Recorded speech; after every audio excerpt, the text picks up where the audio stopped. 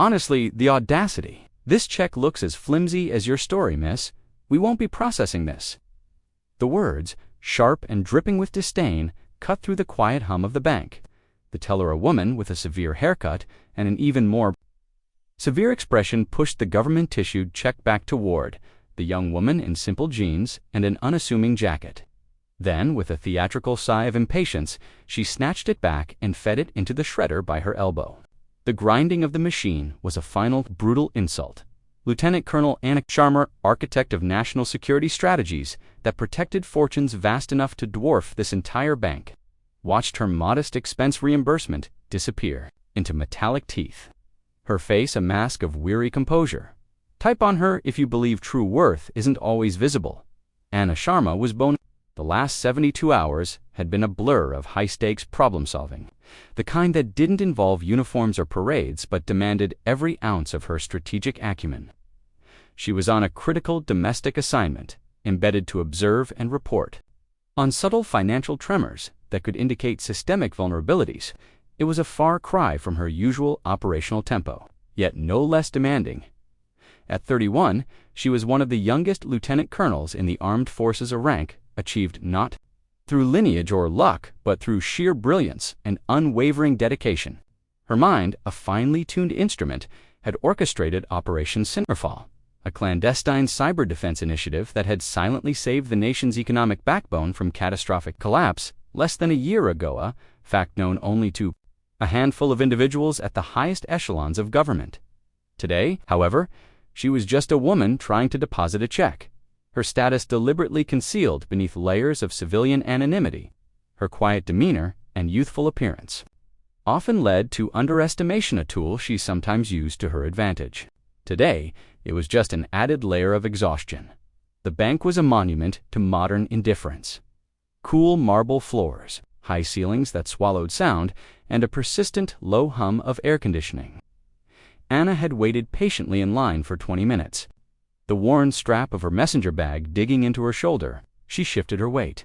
The subtle ache in her lower back, a reminder of the cot she'd slept on for the past 3 nights, when she finally reached the counter. Teller window, 3 minutes. Perkins had barely glanced up, her attention fixed on a meticulously manicured fingernail. The initial interaction had been clipped, the teller's questions bordering on accusatory from the outset. Purpose of this deposit, she'd snapped, eyeing Anna's simple attire with open skepticism.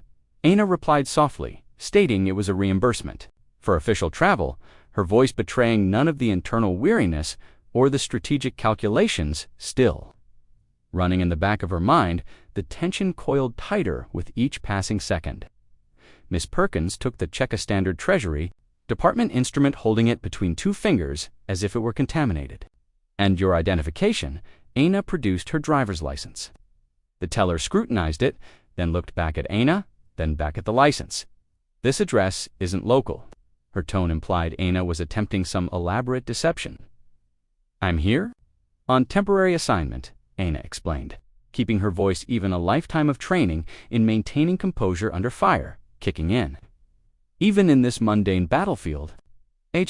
Temporary assignment, Miss Perkins echoed, drawing out the words with a sneer. And what kind of assignment would that be? Looking like? Well, like you do. The insult hung in the air, thick and unpleasant. A few people in the adjacent lines turned to look, their curiosity piqued. Anna could feel their eyes on her, a mixture of pity and suspicion. She merely met the teller's gaze.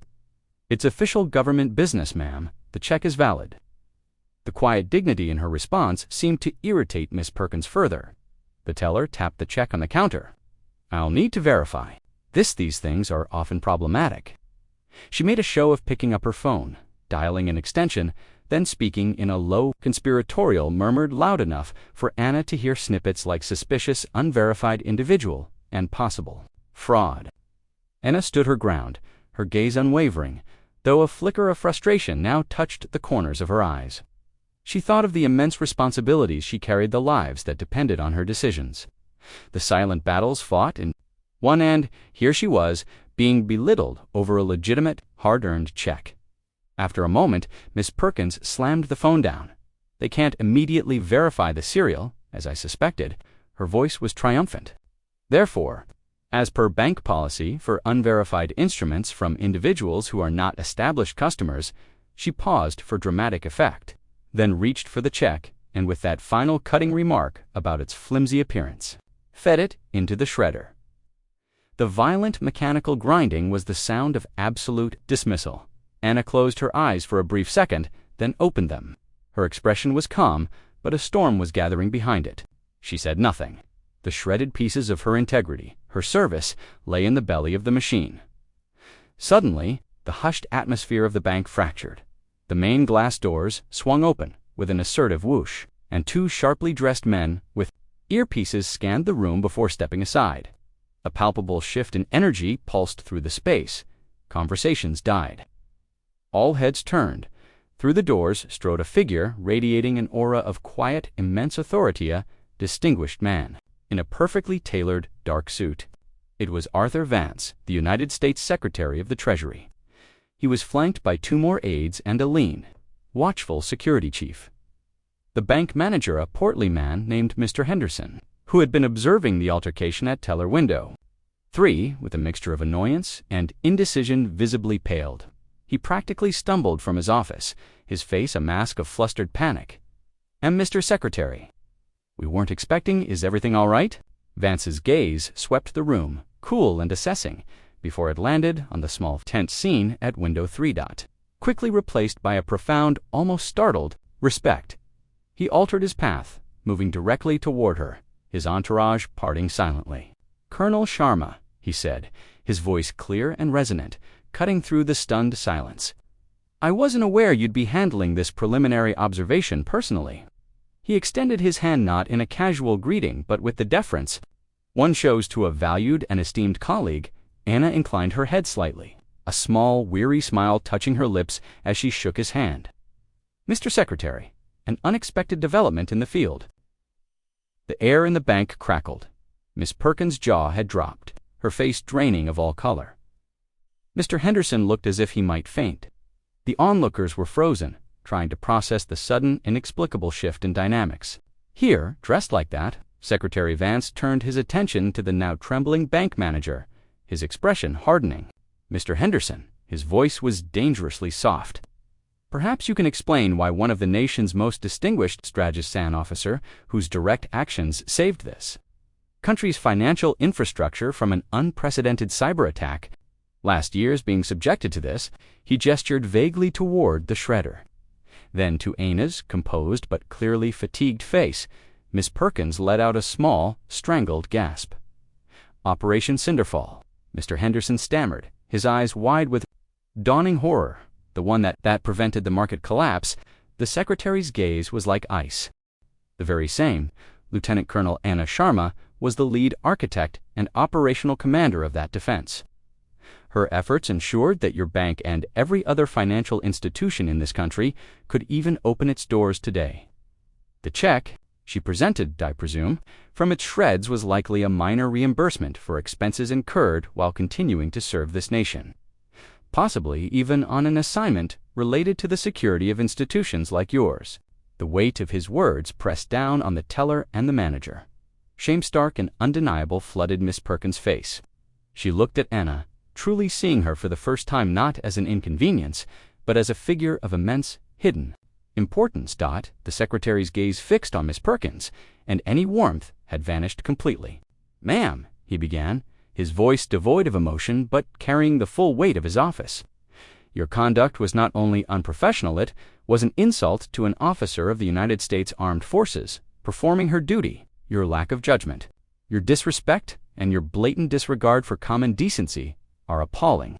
He paused, letting the silence stretch every person in the bank holding their breath.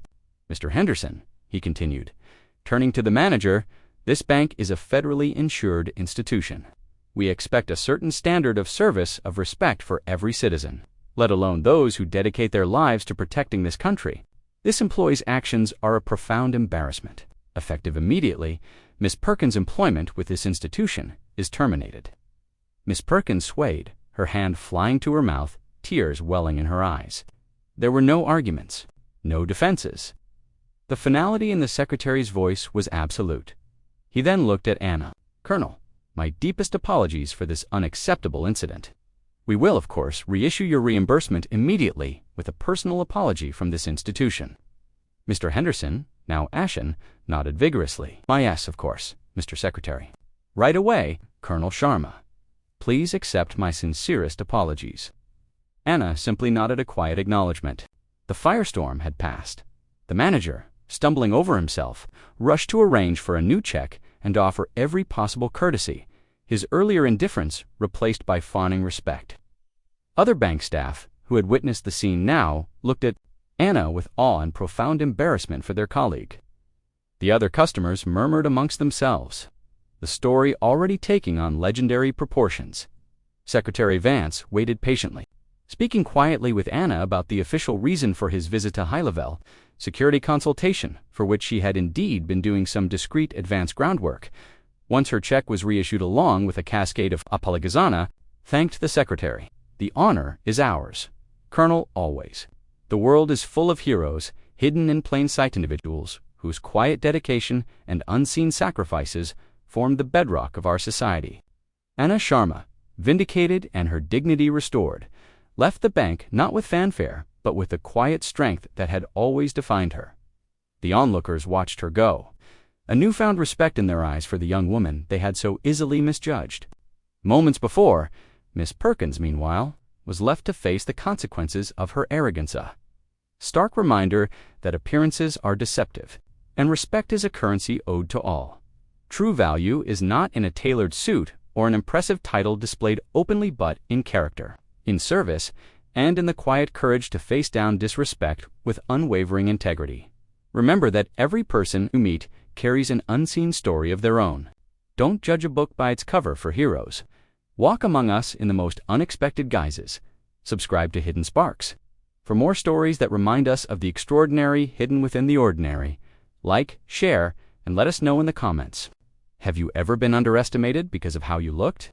Don't forget to hit the subscribe button for Hidden Sparks and turn on notifications so you never miss an inspiring story.